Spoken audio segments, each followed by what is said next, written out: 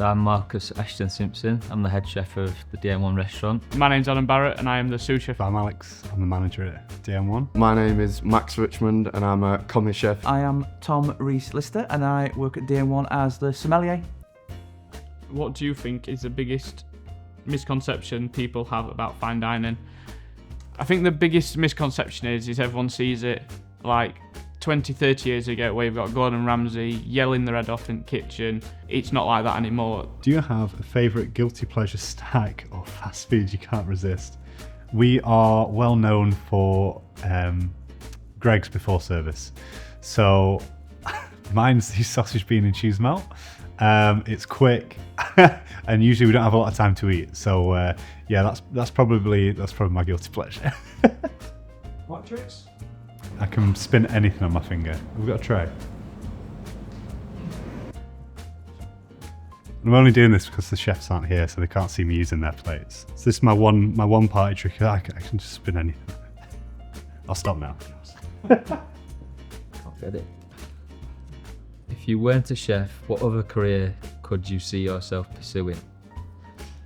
Well, I always wanted to be a policeman as much as I wanted to be a chef, but I just know I'm not very good at being a policeman because I'm too soft. Party tricks? I can do the worm. Oh, is the mic going to fall out?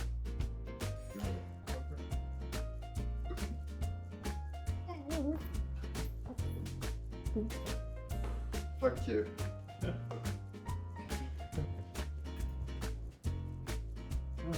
Thank you. Do you have any food related traditions or family recipes that you love? I did go through a period when I was about in my 20s where I used to make a Christmas cake every year. I'd do different ones. Once I did with apple and Calvados instead of brandy, because I love Christmas cake. Unfortunately, no one in my family likes Christmas cake, so we made it, and every year I'd eat most of it, no one would eat any of it, so I ended up giving up on that. Typical day for me, my alarm goes off around 7. I wake up, make my son a bottle. Usually he's awake by about 7:30, so then go in, say morning to him, give him his bottle. Sometimes change his bum, unless it's a dirty nappy, then I leave that for his mum. I think a big thing that drives me is probably my family, to be fair. Like, especially my little boy, he's a big thing, like, especially now I've got him, it makes me drive even more and want to do better. Just so he can see what you can actually do from your own background sort of thing. Like, you can start from very low and then get it yourself. Then I get ready for work, iron all my whites. Depending on how busy we are in the day, I'll get here between 9 and 10 o'clock.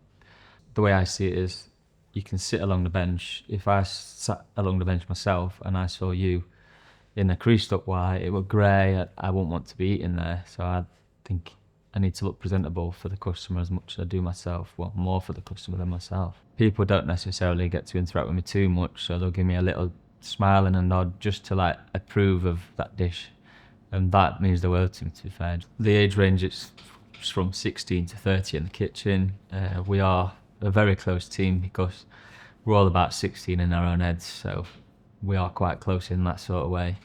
We go out, have a few drinks after work, or like on our days off sometimes we'll meet up, go Sheffield or go play a bit of football, because we're all of that similar age. We get along really well through doing that, so it also then benefits in the kitchen because we're so close out of the kitchen as well, so that really benefits the food, I think. So I've got Max, who is 16 now, started when he was 15, and I've had Oscar with me since he was 15, but in various other jobs. He's just followed me around a bit like a sheep. So just watching them progress from being not very knowledgeable to the knowledge that they've got now, like Oscar's done his world skills and stuff, just to watch him do that is quite rewarding for myself, to just be able to see them progressing and watch them. Well, Oscar's now about to leave us and spread his wings and fly, which is nice to watch, but it will be quite emotional, like, because he's been with me such a young age. But the biggest thing is just bringing him on from being so young to growing into young men like myself. It's nice to watch. I'd like to build a legacy behind my name. That'd be the idea anyway.